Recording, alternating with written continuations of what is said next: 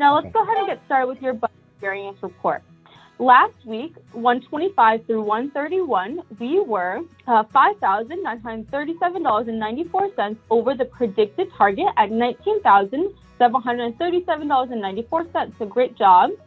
Our cost of goods sold. So we're currently under budget for pretty much all of our cost of goods sold categories besides draft beer. So food, bottled beer, wine, and any beverage were under budget for the week. A draft beer was over budget by $156.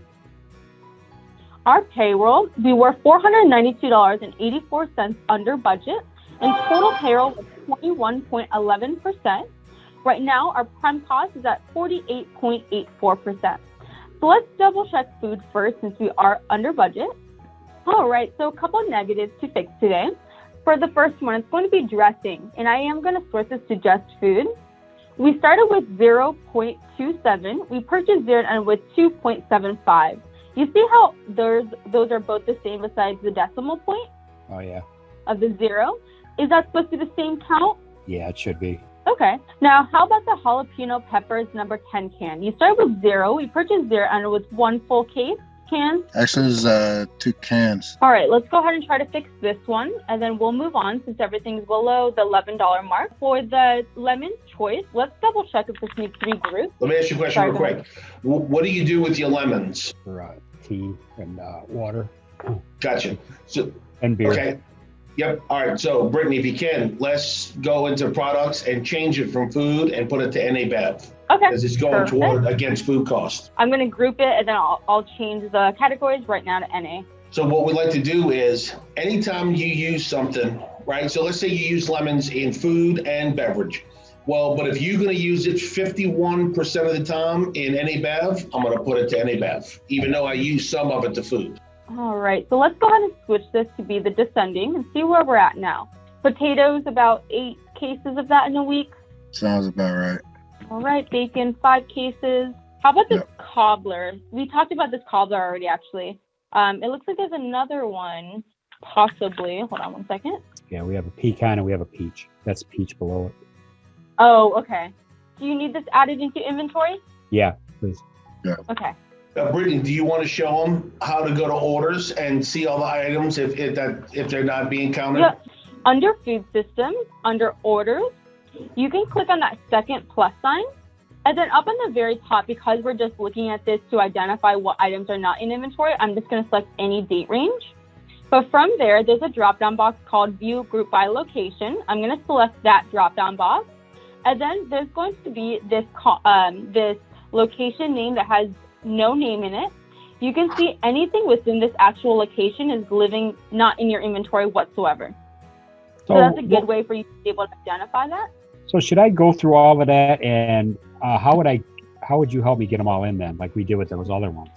What would be the best way to do it? So you can do this 2 different ways. So I would, if I were you, is to export this as a PDF, only select the no locations category, and then create the PDF. Now, anything that's in blue, right? Like you see how the fork did Windsor? So that means it's in a group, is what the blue means. So I don't have to worry about that then.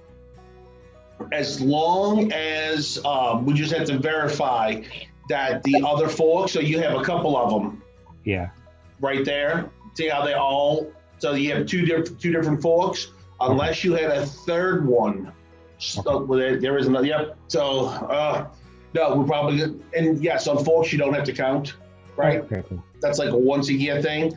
So we can just pull that out or leave that alone. Right? Yeah. So then the other way to do this is under beverage systems, for example. I'm going to use this one because I know there's a lot less beverage systems, so it's less overwhelming.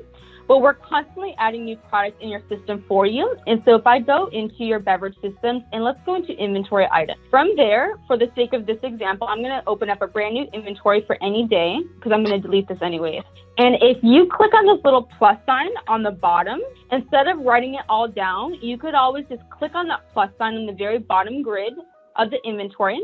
And if anything appears on the drop-down box, which nothing does for the beverage systems, that means that we're all good to go on products that are in your inventory. There's nothing in the beverage systems that's not in your inventory. I know we got a lot of stuff that still needs to be counted. Not a lot, but some stuff. We'll get it in. Mm-hmm. All right, you ready to go over some recipes? Sounds good. So, One of the things that I was working on, and I just want to kind of show you. So let's see, pull the right one. This came from your POS, right? I can pull certain reports. So this is what I need help on. If I get a 2 sandwich combo, I have modifiers that I can do. I can add buttermilk ranch, I can add seasoned fries, and I can do an extra chicken tender and the nasty sauce. Is that correct? Yeah, they have those options. Gotcha. Now, some of these, I know a little bit by memory, but we haven't posted up, but some of them will automatically come with, so like the 3 chicken tender combo, it'll automatically come with that Nash sauce. I want to say that one comes with 1.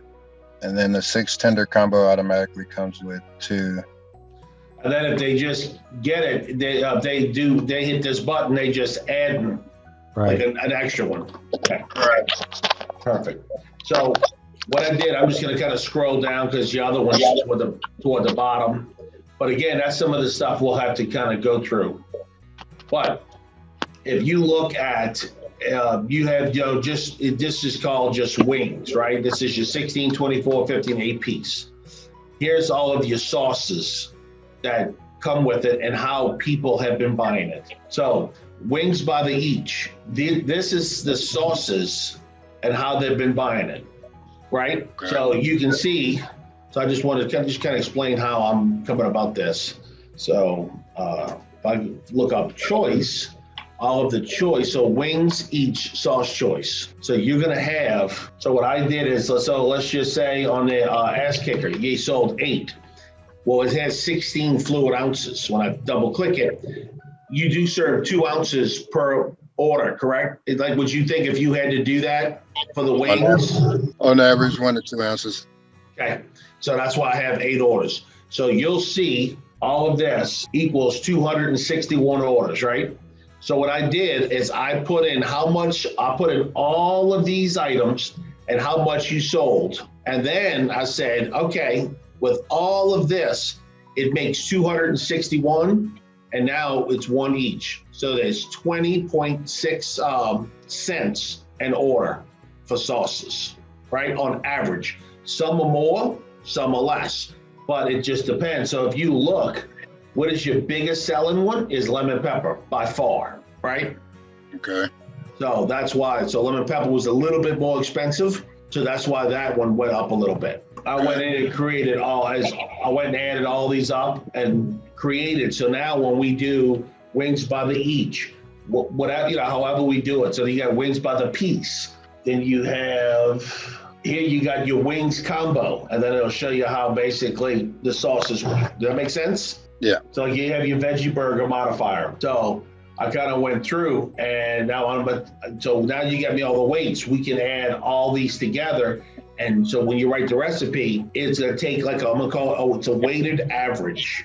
And say, okay, this is how much. When you sell a veggie burger, it's going to be more add jalapenos really than anything else. So that's what I'm going to have to do. So once I got to go through all of them. Yeah, I still think I need to do some fine tuning on that, on my POS. I don't think like on the kids meal, once we get to that, like the kids meal is pulling a fountain drink and pulling a French fry. I don't think it's doing that. Like, I'm not sure. Yeah, I'm not getting anything with kids. What else? Would you call it something else? Nothing kid. The menu said, what does the menu say for the monks? I don't think it said that. I thought it was under kids. Try, what do you got for like mac and cheese or mac? Oh, I think it's under K, huh? K, yeah. So this is a kid's garden salad. So you have Italian dressing and ranch. Yeah, but it's not pulling a drink out, and it's not pulling, because they all come with drinks and fries. Yeah, I don't drink on here. So this is a kid's burger, right? Yeah. And then this is the different sauces that they all the different items that they get with their burger. Yep. And so I'll write a separate recipe, a batch recipe to add all of these and then that's how it'll use it as a weighted average. So that's what I just have to finish going through. I got a bunch of them already written.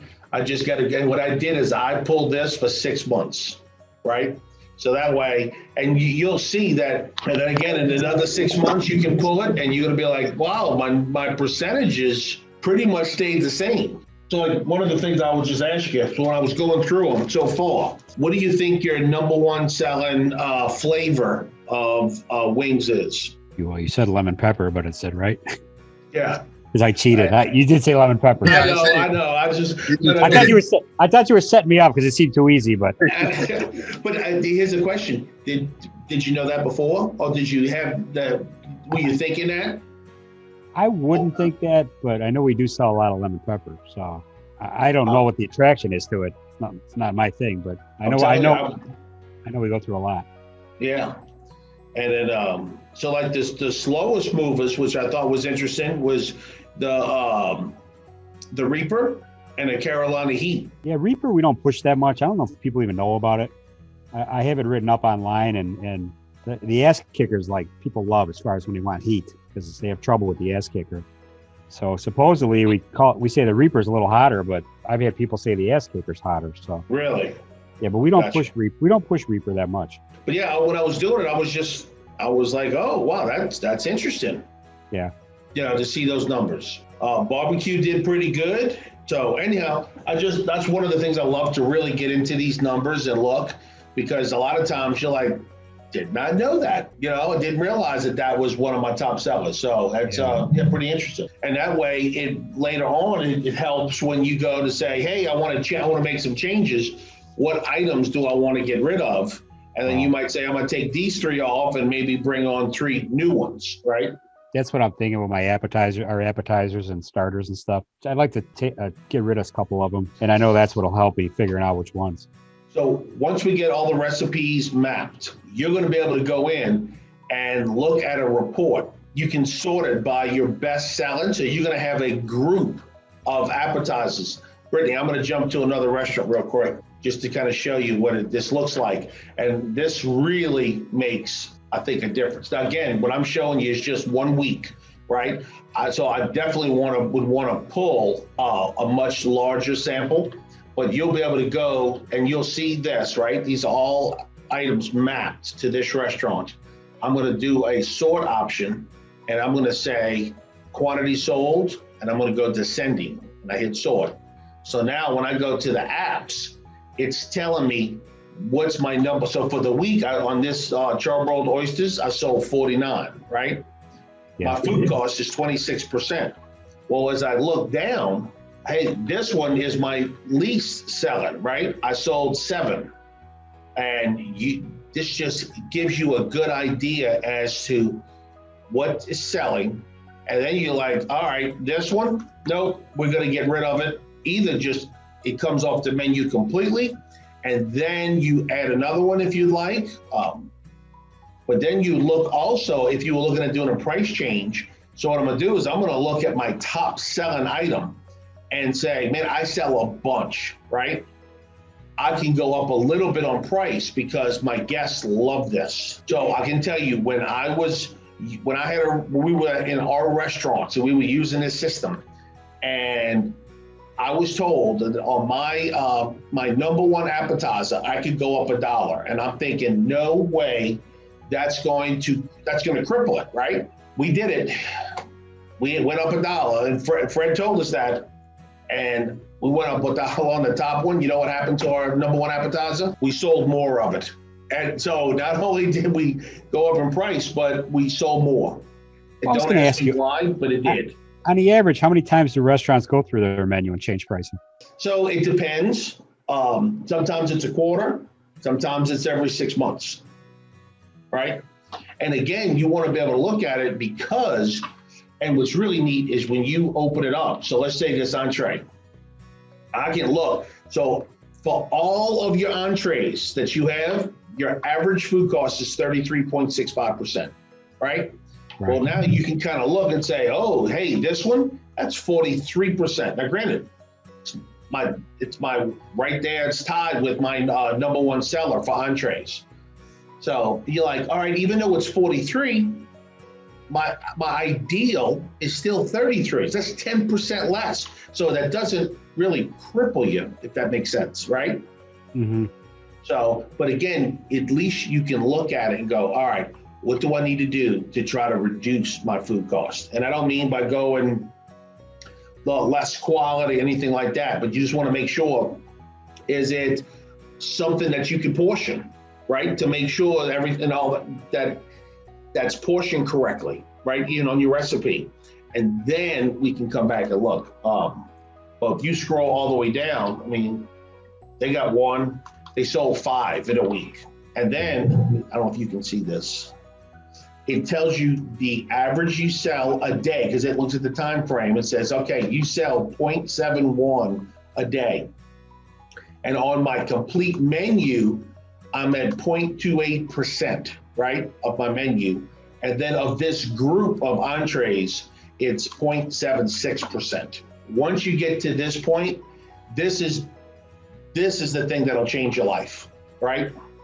Because now you can look at everything and say, really, you know, hey, what can I do differently? Yeah. And so here's the next thing that I love about this. So people always ask, well, what should my food cost be? And of course, people are like, oh, well, 28% or whatever. They come up with a number. What happens is when you look at this, it's telling you in a perfect world, every time you hit that button on your POS and your cooks made the recipe perfectly, no waste, no spoilage, no theft, right? You should have run a 30.39% food cost for that week. Yeah. And now you'll see it's going to run pretty much the same, right? Almost every week. And now you know, wait, I'm running a 38% food cost. I'm 8% off of where I really should be at. Right. So then you can look at this and figure out where it is. Correct. Yep. Gotcha. Then the next thing you start looking really at your usage report, and now you can track. And I always tell people, go after your top 10 items. Don't worry about, coffee cream that's all the way at the bottom. Right. Top 10 is where 80% of your money is. So once you can start working on those. So I had a restaurant I was working with, and there was like missing a lot of money. And as every week, we kept just tackling the top 10. And you would see a huge difference in their food cost, because before they said, oh, well, my recipe says I'm supposed to put 4 ounces. Well, they went and they did an audit in the kitchen. They were doing 12 ounces. And I'm like, that's a big difference. Yeah, we had that. We didn't have it that drastic, but we did have, one person would have one weight, another person would have another weight. But, me and Jay have been working pretty hard. It's been a while now, but at least I think we got it under control. Oh, absolutely. But again, that usage report, you're going to know every single week. And again, it's not just saying, hey, my food cost is, because that's what happens. Most people, they wait to get their P&L. It could be 30 days after the fact, right? My food cost is high. And people say, fix it. Well, if they knew how to fix it, you wouldn't be having this conversation to begin with. Well, now you can look on a weekly basis and know exactly the products to go chase. So how close are we to all of this happening? What are we missing, or what do we need to push harder on? Or we gotta get the recipes. We already have your stuff in the system, okay. Right? So what Brittany did, so with your POS system, because they don't have an API that they are sharing. So what happens is Brittany will pull it in, and I can show you how to do it. It's real simple. And once you pull it in, this is all of your items, right? So we got 643 items that we gotta get all those ready. But I mean, again, that's the ghost kitchens and everything. We just gotta get all of those mapped. Okay. I just want to make sure because we're trying on our end, and I know you guys are doing amazing. I just want to make sure we're not slacking on our end. We're getting Well, that's why I know, like Brittany says, she wants to do like a separate call, and that way we can get that really going. So Brittany, you have anything? No, I'm good for right now. I did go ahead and send Mark the sheet PDF with the items missing out of inventory. All right, thanks, Brittany. Awesome. Are you guys back in the office? Yeah. Yes, we are. All right, good. Everybody healthy there? Probably see my background. Yeah, no. And I don't hear dogs barking or trucks plowing in, so I figured you might be back. Yeah. So glad to see you guys back at work. Yeah, trust me, we're glad to be back. Okay, good. Well, I'm all good, guys. I appreciate it. All right. Hey, thank y'all. Y'all have a great weekend. All right, you too, guys. All right, thanks. Bye. Bye-bye. Bye-bye.